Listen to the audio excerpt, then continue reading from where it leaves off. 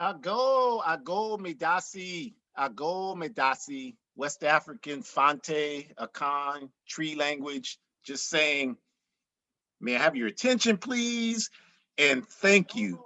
Welcome, welcome, welcome, everybody. Welcome, happy Sunday. Hope everybody is doing really well out there, reaching your highest level of mental, physical, and spiritual health. As always, that's our wish for you, each and every one of you, except if you're the enemy.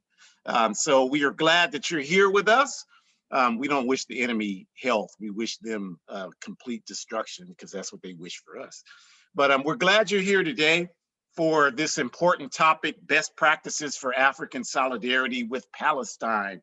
And we thank you all for joining us for this important topic. We're building from the session we did a couple of weeks ago when we talked about Zionist Israel's sabotage throughout the African continent. So we're building on that today. And we start, as we always do, by giving thanks and appreciation to the indigenous people of the Western Hemisphere. This is their land that we walk on, exists, their air that we're breathing. And I know some of you, some people out there, like they have problems with that. You know, well, it's everybody's land, it's everybody's air. But if I came and took your car keys from you and took your car, you wouldn't be saying, this is everybody's car, you can just have it. You know, so clearly you have an understanding of when people's life is dependent upon their relationship to the land and that's taken from them, that's going to have a very adverse impact on their ability to exist and develop as a people. So let's not play games with truth and reality. This is indigenous people's land. And by indigenous, we mean the American Indian people, nobody else. None of the fake Europeans that want to try to convince you that they're indigenous people. None of the confused Africans who want to try to convince you they're indigenous people. We're talking about the American Indian people. They're the indigenous inheritors of this hemisphere, and we stand 100% in solidarity with them in their quest to get their land back. And by the same token, we give nothing but respect and appreciation to our African ancestors who are the only reason that we are still here today. None of these governments, if they had their wish, had any concern or desire about our survival and development as a people. It is only the mass struggle engaged by our ancestors fighting uncompromisingly against the forces of oppression that have been coming for us for 529 years. They're the only reason why we breathe air today. If you had a meal today, you need to thank and you're African, you need to thank your African ancestors. If you went for a car ride or a bike ride, if you watched television, if you played dominoes or spades, basketball, whatever you did today, you need to thank your African ancestors, because the greatest crime in humanity is to be ungrateful. And if you're not grateful for the sacrifices of those who came before you, then what good are you to us today? So we thank our African ancestors every step of the way for everything that they had done for us. And we stand here ready always to contribute to furthering their legacy, their proud legacy of dignity. That's what we're here to do. So we respect them. We thank you again for joining us today. Best practices for African solidarity with Palestine. And we start, as we always do, by talking about who we are. Ahjamu Umi here, longtime organizer in the All African People's Revolutionary Party on 3 continents and the Caribbean. And with me is Shukura, who grew up in the A-APRP and now participates in the A-APRP as an adult, and just happy and honored to share this space and many other spaces with her as we do. She and I got the opportunity to participate in our All African Women's Revolutionary Union Assembly meeting this morning, where we talked about the question of gender binary. We're doing some critical work in the party right now that most people won't really understand. It'll probably be another 20, 25 years before people really understand the importance of this groundwork. But just glad to and honored to share this space with her and do this work with her. And then the objective of the A-APRP is Pan-Africanism. Pan-Africanism, Again, we define that as one unified socialist Africa. One unified socialist Africa. We are convinced that this is the solution to the problems 2 billion African people face all over, scattered and suffering all over the planet Earth. And our strategy to achieve Pan-Africanism, because it's not just some idea in our head that we hope that God will drop in our laps one day. It's work that we engage in to bring about. And so we have a strategy that's laid out in the Handbook of Revolutionary Warfare, which you see on the right of your screen at the top, written by our founder, Kwame Nkrumah. And in that book, he talks about the need for African revolutionary Pan-African formations on the ground in Africa to unite around this objective, one unified socialist Africa. And that's the work that we'll be engaged in. And we'll talk at the end of the program about Pan-African Women's Day, which is coming up. But some of these organizations you see there are participating because, again, we're building a worldwide fighting force, you all. And we have chapters all over the world in relationships with other liberation movements, non-African liberation movements who are fighting for the same types of things that we're fighting for: justice and forward progress for all of humanity. So to get us started with our topic for tonight, African and Palestinian solidarity, we will start as we always do. I'll turn it over to Shukura. Thank you so very much. And, you know, I echo everything my dad said. I hope that we just continue to not only, you know, think about how we want to take care of one another, but continue to show empathy and continue to show collectivism and kindness, especially with new cases rising across the world. Let's continue to remember that, you know, this is really what's going to change a lot of the outcomes that we're facing is our continued efforts of looking after one another and continuing to build up that momentum that we've started. So I'm saying that to say, I hope that we all continue to remember how we got to this space that we're in and continue to move forward with this idea that we really do need to think about one another. We really do need to look after one another. And we need to make sure that we are all, for the most part, doing okay. And part of that means encouraging one another to join organizations that are working for justice, because we're now seeing a cycle of people empowered continuing to determine and decide how we live our lives and how we do what we need to do based on the fact that we do or do not have an income that is satisfactory to them. So if we are considered poor, or if we are deemed as not having income, then we're not of value, which means our lives don't matter. And if we die tomorrow from a new strain that exists in the next 26 seconds, it won't matter to anyone. But we have to continue to remember that we do matter. And we have to continue to remember that there's no value that's put on human life. Human life matters. And that's all there is to it. So with that being said, we really want to focus on how can we be allies to our Palestinian family, because they are going through some serious turmoil right now, and we are no stranger to that, unfortunately. Since the mid-1900s, organizations have been advocating against Zionism and occupied Palestine, and probably even before that, but I have actual evident hard-based copies of actual publications since the 1900s, so that's what I can speak to. But the narrative has been abused to help people understand that Jewish people have been displaced. Jewish people have been the victims of this situation. Jewish people are the ones who are suffering. All of those statements are true. Africans, I am not saying that none of those statements are true. Jewish people have been displaced. Jewish people are victims of a situation. Jewish people are the ones who are suffering.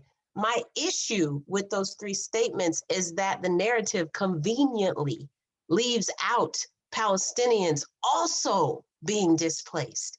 It leaves out Palestinians also being victims of this situation. And by default, they are victims of the situation because of the impact on the Jewish people. And last but not least, Palestinians are definitely suffering. And it's so interesting how the narrative just accidentally doesn't mention that. So we want to continue to honor organizations that have been unapologetic about providing literature, about providing resources, and about providing an understanding for us that not only is this not okay, Palestinians deserve their land back. Occupy Palestine needs to be Palestinians walking on it. But we also need to look at some of the examples throughout the timeline so that we can start to look up and read more about this if we need more information.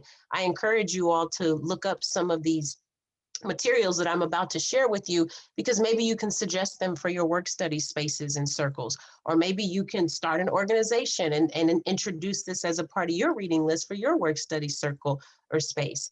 And so, many organizations knew that Palestinians were left out. And to name a few, they spoke out against it, but there's a small but mighty list that I'm about to share with you.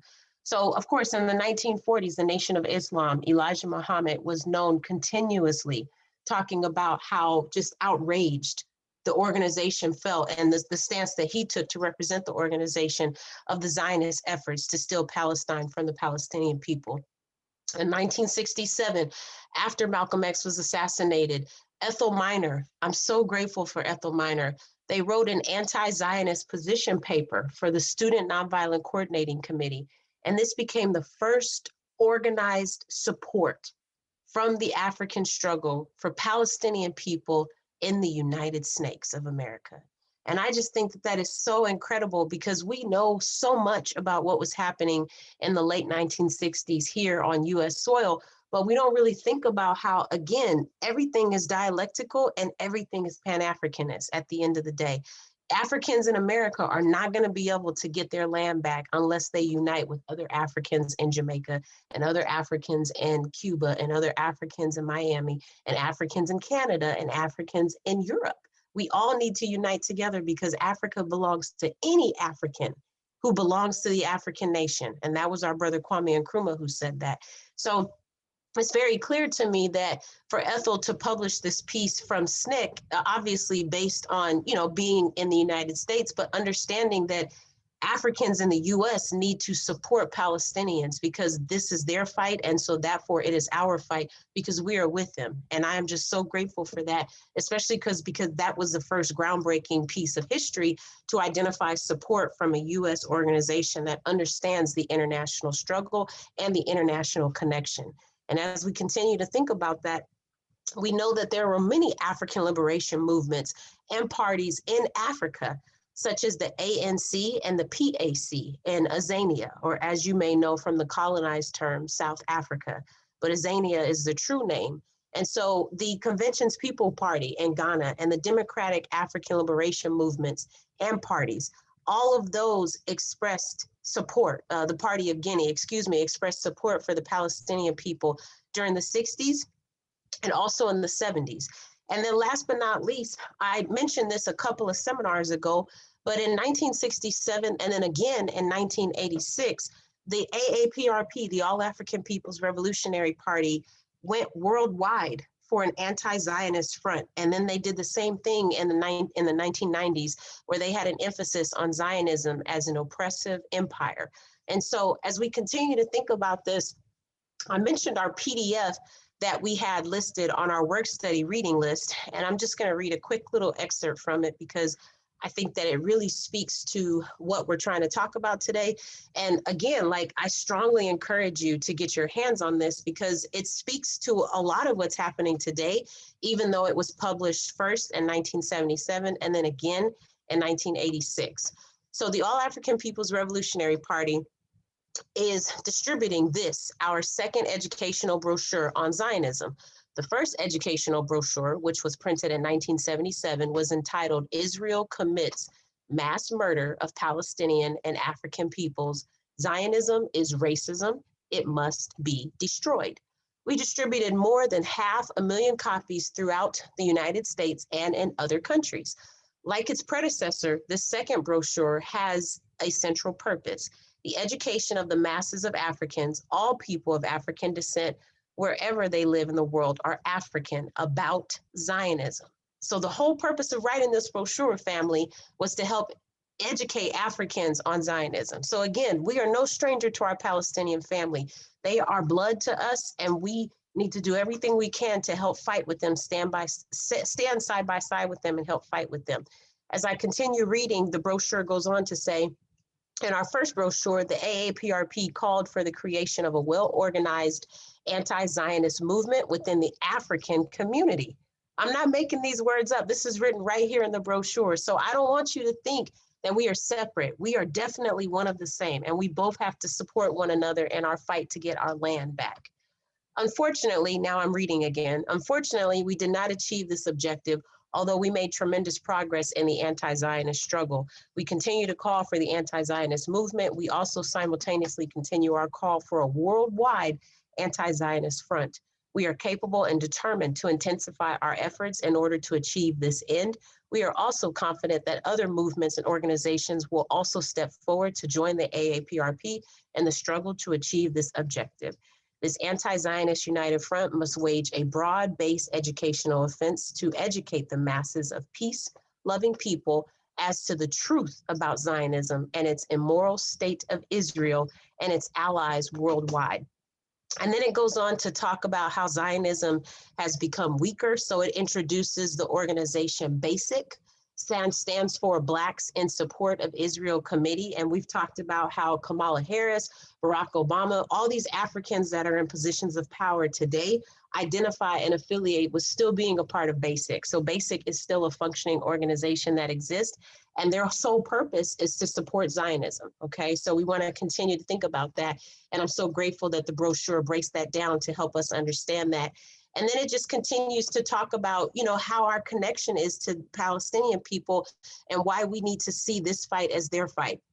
It goes on to talk about how some things we can do, and it defines Zionism and talks about how Jewish culture started in Africa. And so it's a really great brochure, family, and I would definitely encourage you all to check it out when you get a chance. If you are interested, you can reach out to my dad at abetterworld.me, and I'd be happy to provide you the PDF. Next slide, please.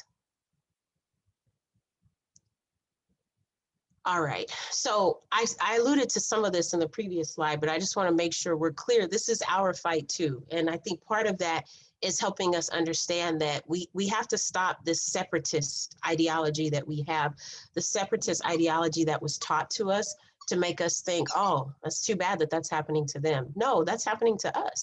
And it literally is happening to us. So it's not just it's too bad it's happening to them. It's, my goodness, this is outrageous that this is happening to both of us. We should organize together because there are stronger numbers when there are greater people. And we should figure out how to help you get your land back and how to help us get our land back. Wouldn't that make the most sense for us all to come together and unify? Not only do we sympathize with Palestinians because we have lost our land, but as you see on the slide, just as they have lost their land, but we both are being exploited at this very moment. Palestinians are being exploited for the use of their land and their resources, and Africans are being exploited for the use of our land and our resources at the expense of Israel forces, okay? So we definitely have a common enemy, all the more reason to unite us, but even if we didn't have a common enemy, we still understand what it means to not have your land. We've talked time and time again about how land equals power, and so we want to continue to understand that this was not done right, and it needs to be rectified. And that's the bottom line. If you identify as an African, and even if you don't, I'm speaking to Africans, but however you identify, you should try to think about how capitalism has taught you to think about individualistic perception. What do I mean by that? What I'm trying to say is if you are an African, or if you are an Asian, or if you are an indigenous person, if you are a poor European, however you identify, try to think about reversing the teachings and draw out the differences. So the system has taught us to draw out differences. Like I just said, oh, that's too bad that that's happening to them. This separatist model where I just think about myself and I don't have to think about how their land not have, how the Palestinians not having their land is impacting me as well. I don't have to think about that. All I have to think about is the fact that Palestinians don't have their land, so that's all that matters. My apologies, my dog has a brand new toy that she is in love with, so I'm gonna leave her and go to another room. But anyway, so as an African, you want to try to reverse the teachings that the system has taught you in terms of how you're drawing out differences between you and other communities, because the bottom line is there's really not that much of a difference if you really think about it. And that's why you want to try to reverse and unlearn it, because you and other communities or other races, instead, you want to think about similarities that you all have, because the bottom line is if you are not rich, if you do not own land, if you do not have some grand pot of money somewhere, and you happen to be European, I guarantee you, you can identify with some of these levels of oppression that we're talking about. And so that's why you want to pull out the similarities, because there's always going to be a connection between you and someone else who also is not European and rich, or someone who also is not rich, or someone who also does not have access to a pot of money somewhere. 9 times out of 10, things are not as different as you would think. And let's just think about some examples. So there are ingrained exploitive similarities between all communities that are either poor and European or that are of color. So we just talked about so many examples of Palestinians and Africans. And let's think about the connection between indigenous people and Africans. We both had our land stolen from us, and we were kidnapped from our land, but Africa does not belong to the Africans, so therefore it is stolen. Think about poor European people and Africans. I mean, there's a reason that we have speakers from Haiti. We have speakers from the, I think, Daddy, help me out, but I think it's the Irish Socialist Republic organization. I'm mixing up the name, but there's a speaker who speaks from that organization every single year at ALD. There's a reason for that. That's not by accident. That's because all of these speakers, we have speakers from Venezuelan organizations. We have speakers from organizations in Cuba. Of course, we have speakers from home. We have all kinds of speakers from Tanzania, speakers from Guinea, speakers from Ghana. All of these are by design, because all of these people identify with organizations that are fighting to resist colonialism and to get their land back for the people that identify with that land. And they all have a similar fight in Africans trying to get our land back too. So the people who create the program for ALD know to call on those people, because they have a same fight, a same dog in the fight as we do. And so again, wouldn't it be better for us to collectively work together, put our minds together, instead of building like one little piece of the brick? Like, let's build a whole house together, because we can do it. Unfortunately, because we all understand what it means to have something taken from us, and not by choice. There's a connection between Asian people and Africans. Think about the relationship that Malcolm X built with the different people that he was working with that identified with the Asian community. And I want us to also remember, the media is trying to convince us that we're all different. We can't allow the media to do that, because that's how we perpetuate individualism and elitism. We need to erase that, and we must push back against it and find ways to unite, because unification is the only way. It is the only way we're going to reach any of these goals that we have. We have to resist, and we have to think collectively. And if you need some more examples, my dad talked to us about Che Guevara and their fight that they helped when the Congo was under attack. I want you to think about Fidel Castro and all the work that he did in helping to make sure that Africa had what it needed.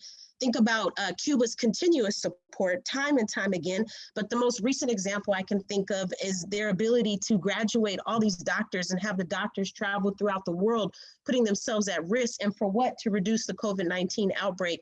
And then just Cuba's fight in helping to decolonize Africa. There's so many other examples that I could give you, but I do need to turn it back over to my dad. So I thank you all so much. Stay safe, and Alutua continua. May the struggle continue. Thank you, Shukura. Thank you, as always. And I'm just going to keep that energy going by talking about confusion about solidarity, because there's a lot of confusion within the African communities about what solidarity is, first of all, and then secondly, why we should be in solidarity with non-African communities. There's a lot of discussion, talk, and confusion about that concept. So let's start there with my piece and just talk about what that looks like. So I think it's important. We have to understand solidarity is always a two-way street. And the way a lot of people talk about it, because they're not involved in any organized struggle, their whole consciousness comes from, the PhD they earned on YouTube from watching YouTube. So they don't really understand what is meant by saying solidarity is a two-way street, because they're not doing the work. If they were doing the work, they would understand it, because they would encounter the two-way street. So what we mean by that is that this is not a thing like Shukura talked about, all the instances in history where African people have expressed solidarity with the Palestinian struggle. And some people, because we don't study, they say, okay, yeah, we're doing that for them. What are they doing for us? Well, if you were involved in it, you would know. The reason why we know is because we're involved in the fight. And because we're involved in the fight and we have an organized political education process within the All African People's Revolutionary Party, guess what? We have learned how the Palestinian community has united and supported the African liberation struggle. And I'll just give you a couple of quick examples of that. First, we talked about, if you saw our session a couple of weeks ago on Zionist Israel sabotage in Africa, and if you didn't see it, you should watch it, because you should understand what we mean when we say Zionism is a struggle for African people as well, because they've spent decades sabotaging Africa, because Africa served as a base, because Africa is very close to Palestine, occupied Palestine. So Africa served as a base for Palestinian resistance fighters. They weren't going to be able to operate out of Europe. So Africa was the closest place that they could do that. And oftentimes they did that.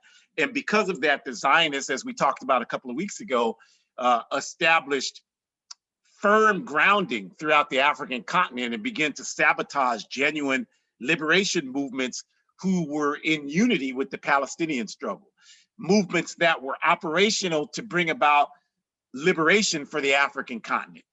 So, if you understand that, then you know that obviously to resist that, the Palestinian fighters who were engaged in Africa involved themselves in attacking the neo-colonial forces that keep Africa oppressed. So we talked a couple of weeks ago about how that happened in Ethiopia with the neo-colonial regime there. It happened in Niger. It happened certainly in Libya. It's happened all over the African continent, where Palestinian resistance fighters who were based there were also engaged in work to unite with, as we gave the example a couple of weeks ago, with the Eritrean People's Liberation Front, who were fighting for their liberation on the Horn of Africa. They had relationships with Palestinian resistance fighters who were operational there as well. So these folks gave their lives fighting. I'm talking about the Palestinians, gave their lives in Africa, fighting side by side with our African liberation movements. And then we can also talk about, even for Africans outside of Africa, in 2014, when the resistance was waging in this country, where the Black Lives Matter movement emerged from, the killings of Trayvon Martin in Florida, here in the United States, and Mike Brown in Missouri in August of 2014. And people were in the streets, and the police were doing what they do, throwing tear gas canisters at people who were peacefully protesting. What happened? The Palestinian youth in occupied Palestine, in Gaza, and in the West Bank, they started tweeting to the African activists in Missouri and all throughout this country techniques on how to throw the tear gas canisters back at the police. Because there is really today nobody more experienced at how to do those types of things than the Palestinian resistance fighters. So this was identified by the Africans on the ground, on the streets in this country, and they began to utilize these tactics. And this, of course, increased the repression on the Palestinian people in occupied Palestine. But don't come to us spewing vomit out of your mouth, talking about when nobody ever engages in solidarity with African people or Black people, whatever term you use. Don't come to us with that nonsense, because when you do that, what you're telling us is that you do not even have enough respect for our people and our struggle to spend 5 minutes engaging in any study that can reveal to you what Shukura and I have just said, and many, many, many more examples. So this is an important part of dissecting this confusion about solidarity, because again, solidarity is always a two-way street. It's always a two-way street. This reactionary concept out here that we give solidarity to people and they don't ever give it to us, that can only be spoken by people who are engaged in their individualistic life, are not involved in any organizations engaging in struggle, and don't know anything about what that looks like, and are just talking about, what people who are just as ignorant as they are saying about it on social media, who know nothing. I gave the example a couple of weeks ago, one of these types of formations full of African people was talking about when the issue of anti-Asian hate was being raised. Well, they don't ever have any solidarity. Someone asked in a post, name one Asian organization that's ever had solidarity with our people. And I within 10 seconds, I had written like 7 or 8 Asian organizations. I'm not going to tell you who they are. If you know so much, you should know already. So then people were like, well, I guess, all this. And I said, y'all you don't have the humility to just say, I don't know what I'm talking about. You just taught me something. And then some people started acknowledging that, but there were still some that were still trying to find some ridiculous way to talk. Like, you don't even know, 2 seconds ago, you didn't even know any of these organizations. Now you're arguing with me about what they do. You don't know, your phone is not going to tell you that quickly. This is the life and the work that I'm engaged in. Don't be an idiot. So this is important to understand. Solidarity is always a two-way street, and it's always been a two-way street, and it always will be a two-way street. And then, it's a challenge because most people aren't thinking comprehensively about this.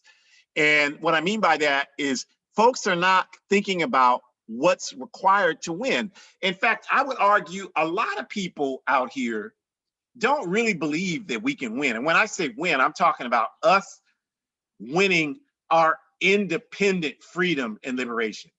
A lot of people out here honestly don't believe that's possible. They will never admit that because they know how they would look if they did, but they don't believe it. They believe that really the best we can do is find a comfortable place within the capitalist system and just operate from there. That's the reason why people support these capitalist institutions and think people like Kamala Harris and Barack Obama are progress, because you believe that this is the best way that we can achieve forward progress is through that model. That's what you believe. And the reason why people like myself don't believe that is because we know that there's so much more that we deserve and that we can do than just that. That's nothing. These people put all this energy into electing this Biden clown and trying to tell me that that's the primary thing that needs to happen. And I'm telling them, at the end of the day, both Biden and Trump are old, white, cracker, racist for the white supremacist capitalist system. Just one, like Malcolm said, is a wolf and the other's a fox, just like Malcolm said. But both at the end of the day are canines and they're going to bite you. And, that's irrefutable. And I think the evidence is around us every day. We just don't pay attention. Now you got Biden 2 days ago talking about Cuba as a failed state. Ain't that something? Now, what is this country? What victories has this country led up? People, it's the greatest country on earth. The only thing that this country is great in is incarcerating people. They're unmatched with that. Nobody, with the exception of China, and China has almost 2 billion people. So it has many more people than the 350 million people that live here. But other than that, nobody can match the incarceration. Is one of the worst countries on earth when it comes to quality health care for people, one of the worst countries on earth when it comes to education. I mean, the dumbest, stupidest people on earth live in this country, the most technologically advanced country on earth. The dumbest people on earth live here, and proud of people here will flaunt being idiots. I don't need to, like I heard somebody telling someone the other day, I've never traveled anywhere. I don't want to travel anywhere. Now, if that person had an ounce of sense in their head, they would realize how stupid it is to say something like that. But that kind of discourse is acceptable in this country because ignorance reigns supreme here, because nowhere on earth is ignorance as prevalent as it is in this country. So this country, yeah, it's the greatest country in the world when it comes to those things. But when it comes to advances for human civilization, this country's last in every single category. So people don't think comprehensively about what it takes to win. And so when we talk about solidarity, we're talking about it as a logical and irrefutable tool to help us gain capacity to defeat our enemies. It's the way, it's the pathway for us to be able to do it. And anybody who won't even seriously think about that and won't engage in the process to understand that better, they're just clearly not interested in liberation. I mean, that could be the only logical reason why someone would reject solidarity, is because they don't really believe that liberation is possible. And by liberation, we don't mean you getting a business and becoming a participant in the capitalist society. That's not liberation.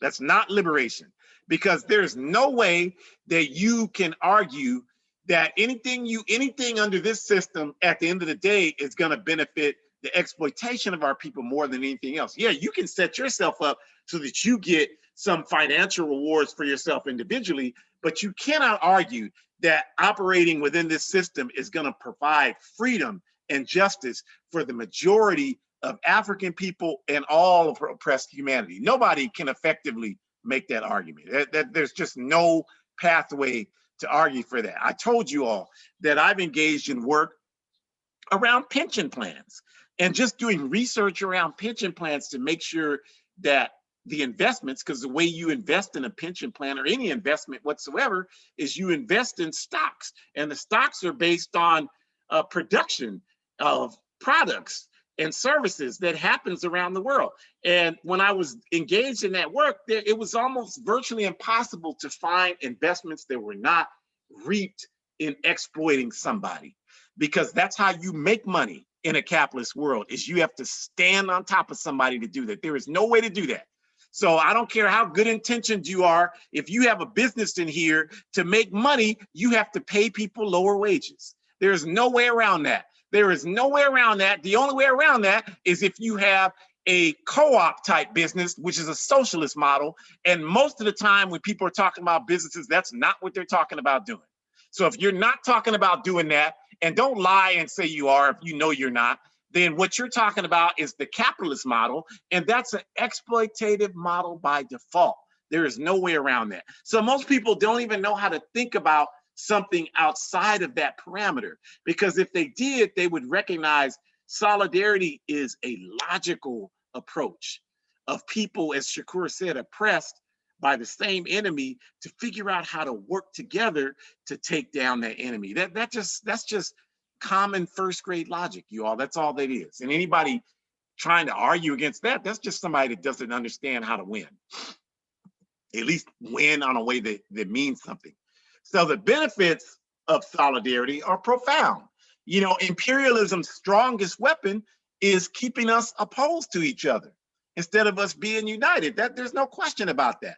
So if we're sitting around here fighting each other, well, I want to fight against the government is giving away some funds. So they offered the indigenous people some money, so we should be getting that money. Now, what kind of idiotic argument is that? So you're sitting there, one slave arguing against another slave because the master's dropping slaves off crumbs off the table, and you don't have enough sense to see what a setup that is. Instead of you trying to figure out how to unite with the other slave and get on top of that table and beat that master down and take the whole loaf of bread, you're gonna stand there on the ground arguing over a crumb. I mean, that's absolutely insane. But that's what happens in this society. Well, they got an anti-Asian hate bill and we didn't get one. That's the level of low level of consciousness that we operate from. Like, any fool would be dumb enough to believe that any Asian is safer because that toilet paper legislation was signed. And you got to be even more stupid than that to think that even if they did one for African people, that's going to make a single African 1 inch safer. Anybody that believes that, you just need to take your medication. I mean, that's absolutely insane to believe something like that. So clearly, there's no question that our ability to recognize each other's place in this oppressive system is a strength. It's a way for us to ensure that the best tool that our enemies have against us, divide and conquer, is no longer effective. The more we understand the necessity to unite against injustice everywhere, that just makes us so much stronger in our quest to fight. Now, we've already given you, and you can go back, all these videos are on abetterworld.me, www.abetterworld.me. If you didn't catch the Zionist Israeli sabotage in Africa, you should check it out. There's books you can read, but you know, if you don't want to read, because we got a lot of YouTube PhDs, then include in your YouTube thesis to watch that video on Zionist Israeli sabotage of Africa. Because if you go do that, it's right there on abetterworld.me. What we talked about on there is in depth are the industries in Africa that are dominated by Zionist Israel, and how Zionist Israel, to protect that, like the diamond industry that Shukura touched on briefly, to protect that, the Zionist state of Israel has engaged in strong relationship building with the neo-colonial governments in Africa to repress movements of resistance. Because once those neo-colonial governments go, that's going to sabotage Zionist Israel's ability to operate its exploitative industries in Africa. So they have a vested interest in ensuring that oppression against African people continues. So the stronger the Palestinian resistance gets against these people, if they win, guess what? That means a strong victory for the African masses all over the African world. There's no denying that, you all. And honestly, we don't understand how people cannot connect those dots. I mean, it's right in front of you if you look at it. So it makes absolutely no sense. Just like it makes no sense for Palestinians. I don't care about African people.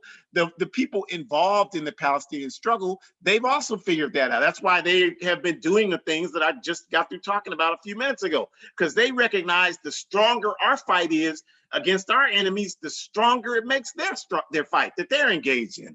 I mean, this is like arguing against this stuff is like arguing that we breathe oxygen. Like, you know, and at some point, like if a fool is standing there like, I don't believe that oxygen exists, then we just have to let you believe that. I mean, because it becomes a waste of our time to keep arguing things that are irrefutable, you know, to people. So we're talking to the people who just don't know and need to learn something. But for those of you that, you know, nobody's going to talk you down from that YouTube PhD, then, I mean, there's just no help for you. And it becomes more of a thing of like what Malcolm was talking about when he said, he asked the crowd who wants freedom, and everybody raised their hand. And then he said, well, who's willing to die for freedom? And half the crowd raised their hand. And he said, who's willing to kill for freedom? And only 5 or 6 people raised their hand. And then he pointed to the 5 or 6 people and said, the first people you got to kill is everybody else that didn't raise their hand. That's the solution for those people that we're talking about who continue to engage in these ridiculous arguments that prevent us from moving forward. Our movement is weak right now, but one day we'll gain strength. And we'll be able to find people like this, throw a tire around you in hot tar and set it on fire because you were doing nothing to advance humanity. And we got to get these people out the way. I heard a minister say once at a sermon, we cannot move forward until we have more funerals. And you might think that's cruel to say, but it's absolutely undeniable with this nonsense. Some people are always going to refuse to do anything for anybody other than themselves. And if we're ever going to move forward, we have to move through that. There's just no way around that. And if that offends you, then it's probably because you're one of those people. That's probably why it offends you. So no sensible person can argue that victory for Palestinian people creates conditions for that, you know, that can argue against the concept that victory for Palestinians is also victory for African people and all oppressed people. You know, every victory for every oppressed people is a victory for all oppressed people. And this is the type of consciousness that we have to begin to institutionalize in our struggles on all levels. It's very important because as long as we're operational on these backward concepts, well, all I care about is what's happening with my people, that's not possible to take that type of position and seriously engage in struggle for justice and liberation. That's not possible to do that because the oppression is intertwined. And so there's no way to separate it. We just gave you the example of Zionism in Africa. We can give you the same example about the indigenous people here in the Americas. And how you going to separate that from the African struggle for resistance when the empire was built, the capitalist empire was built on stealing their land and making us work that land to build the wealth for them. There's no way to separate that. There's no way to separate the fact that so many of our people's land ran to the indigenous people for safe haven when we were escaping the slave plantations. There's no way to separate that. You all don't know that. We don't know the history. We think it's just an accident today that the descendants of the indigenous people and African people live in the same squalor and communities here in 2021. We think that's an accident. It's always been like that. And instead of us recognizing that and saying, like, we've always been with these people are our family. We have to unite with them so that we can solve these problems. They got us so dumbed down that we'll sit there like, well, I can't stand these people living next to me. You know, all I want to do is be like the master. I want to be where he is. And I can't do that living next door. They got us so ignorant that that's how a lot of us think. And that's where we have to work through that nonsense, you all. It's getting us nowhere. You can't argue that it's, well, this thinking like that has really made a lot of progress for us as a people. It's done nothing for us. Because number one, you're not going to be where the master is. You're not going to get there. You know, you just saw the story about the football player bought a house in Florida in an exclusive community. And when he came there with his family to move in, these people that live there, they called the police on him. This man got the keys to his house, moving in his community. We don't understand this. We think, well, they don't recognize our rights. You ain't got no rights. You don't have no rights. And the only people that don't understand that is you. Everybody else is clear. Them white people that call the police are clear. He does not belong here. They're not thinking, oh, well, we don't want to violate his rights. He ain't got no rights. They're clear about that. The only people confused about that are us. And then when these things happen, we sitting up there looking doofus. Oh, they wouldn't let me in my house. They should have came. I wish they should come out in white robes and hoods with torches. If you're that insane that you don't understand who we are in this society, they should come out and set your car on fire with you in it. Because that's the only way that some of these people are going to ever wake up, is if they have to come at you like that. That's the only way you can get it. You can't see it any other way. And that's incomprehensible for anybody who's trying to think about what's going on. So I hate to make it sound like that, but I mean, come on, y'all, like, we have got to take responsibility for understanding what's really going on here and stop perpetuating this nonsense. Like, it's so much nonsense that gets perpetuated and we act like that makes sense. And that's why while we're doing that, people are suffering, people are dying. That's why it's so important to stop this nonsense so we can move forward. So the fastest road to victory is solidarity. That's the best way for us to get to victory. And so, you know, people that don't get that are people that aren't engaged. You're not engaged by reading social media. You're not engaged by knowing people who are involved in the struggle and talking to them.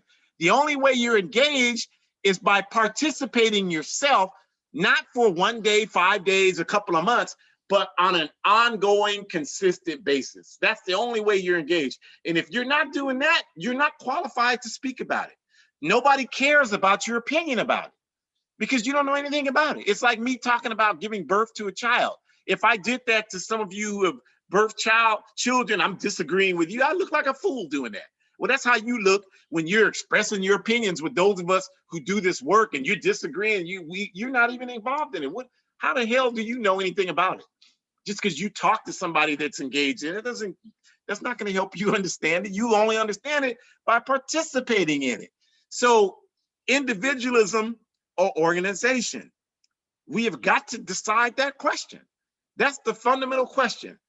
Are we going to figure out how to unite with people and build with people to create capacity to win? Or are we could continue to, I'm just going to do it my way. I don't want to deal with people. I have my own vision individually for how these problems are going to be solved. And I just want to do that. That is not working, you all. Everybody has tried that. That does not work. It doesn't work. The only thing that accomplishes, it might get you some individual rewards. And as I've said repeatedly and will continue to say, for some of us, that's all we really care about. And if that's the case, I'm not attacking you for that. I'm just saying be honest, because the confusion is making it more difficult for those of us who want to organize collective struggle. So just be honest and say, I don't care about anybody but just get up at events, be on social media, post about it, and just say, I just want to say, I don't care about anybody but myself. All I'm trying to do is carve out a niche for myself to move forward on an individual basis. If you don't do that, I could care less. Just say that. And then when I come along talking about collective liberation, people are like, okay, yeah, I see that that's the only pathway. But as long as people are trying to provide cover for your individualistic selfishness by claiming that what you're doing is about advancing the masses, it just makes it so much harder for genuine people who are trying to organize for justice. Because there's no question that the only route to real justice is collective organization. Individuals don't make history, only the masses do. So there's no question. So if you don't want to participate in collective organization, at least stop getting in our way. You can at least do that. Be honest on social media. I'm a selfish, you know what, and all I'm trying to do is advance myself. So that's what people should do. And that's what I tell people all the time. Just do that. And stop pretending, because you're making it more difficult than those of us who are trying to do something here. And then we have to make study of the Palestinian question, indigenous question, Irish question, Filipino question, African question, all oppressed people, a centerpiece of our work. And that means we have to be engaged in study groups. Now, we say that all the time, but I know, because I do this every day, I know that most of us, we don't, like, if we're waiting for somebody to organize us into a study group or to come and organize whatever we are participating in that we want to call a study group. Because some people getting together with books is not necessarily organized political education. It could be a whole lot of things. It could be ego worship, just trying to read some so I could gain some. I have no intention of doing anything with the information, whatever it is. There's so much dysfunctional stuff out here, who knows? But I'm saying you have to make these questions central to your work. And as we said many times, we'll say it again, you only need one other person to start.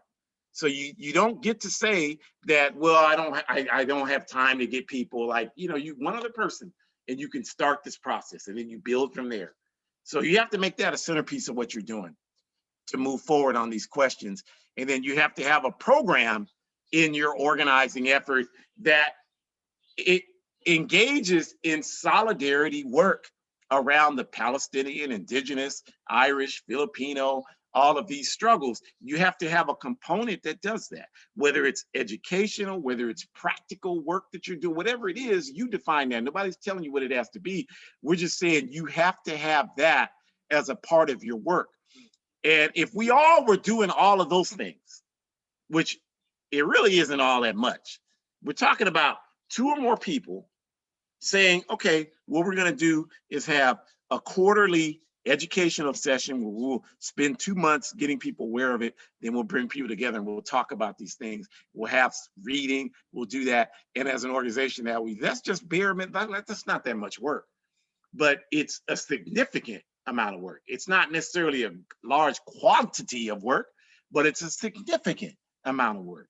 So that kind of thing will move us forward, because we're battling against MSNBC, New York Times, LA Times, San Francisco Examiner, Chicago Tribune, NBC, ABC, CBS, CNN, Fox, what are all them other, all the social media outlets that are out here now, InfoWars, all this nonsense we're fighting against.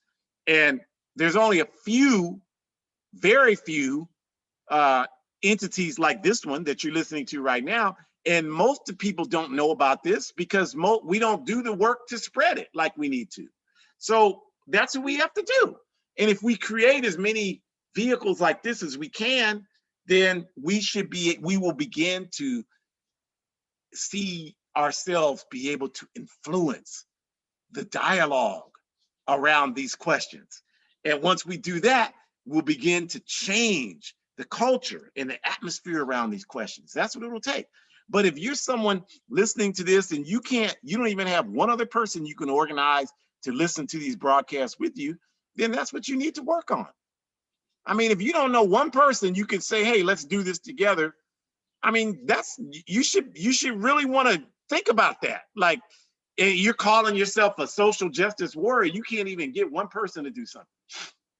I don't know what kind of warrior you're supposed to be, but that's something you need to figure out, like how you can do that.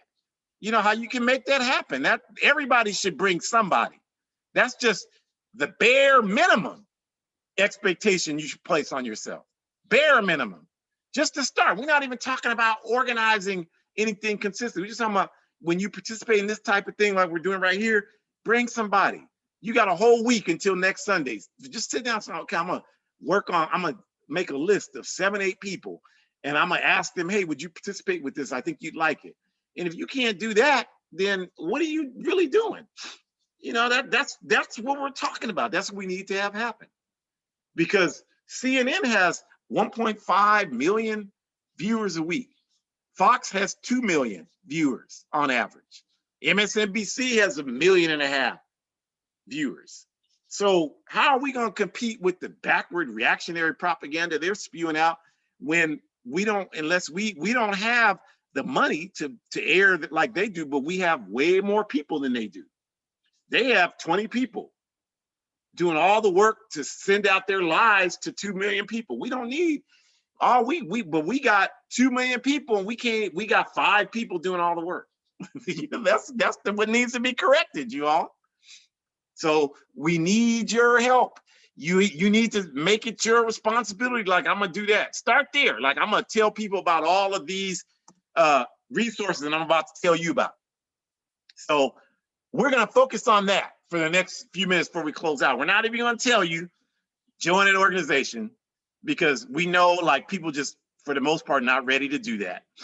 We get it. So we're gonna take even more baby steps than that. And we're just gonna say, so think about who you can get to participate in some of these activities. So the first one is in the middle of the page on the left.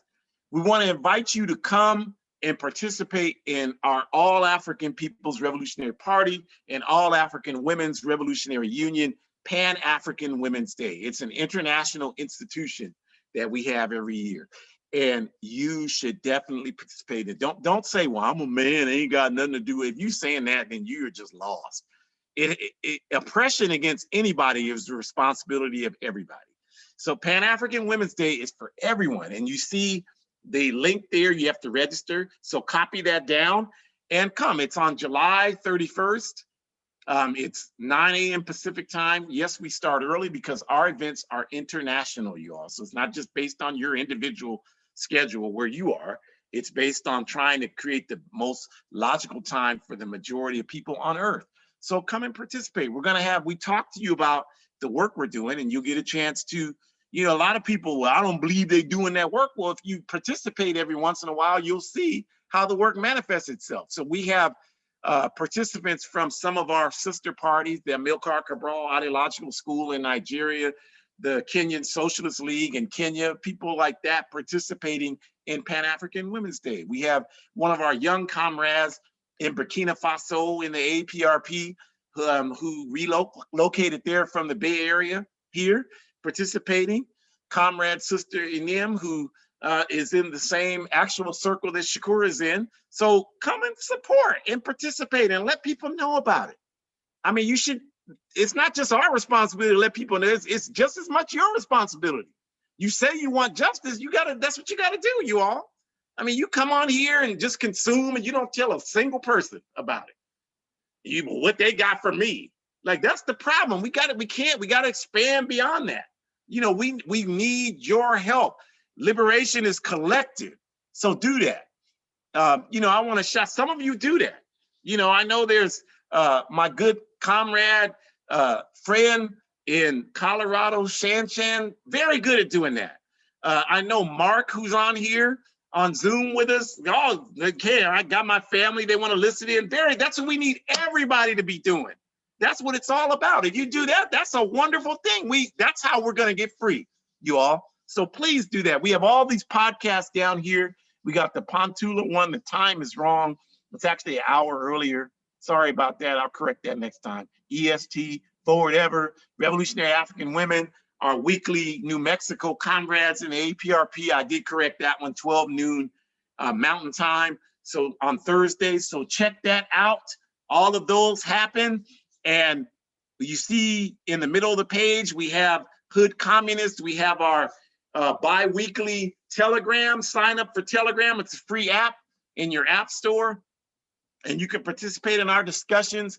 We had one on African identity. I actually missed it. I had planned to be there and participate, but I was dealing with some Proud Boys. So this is what we do. So that's fine. They got dealt with. You know, come and join us a week from Thursday. Hood Communist every Thursday. Check out our new articles, abetterworld.me. Donate there, please. We appreciate those of you that have. We'll respond to you. We've been busy, but we will respond to you. We appreciate you. All the videos from here are on there. You can find them. And then next week, you all, we're going to bring extensive fire.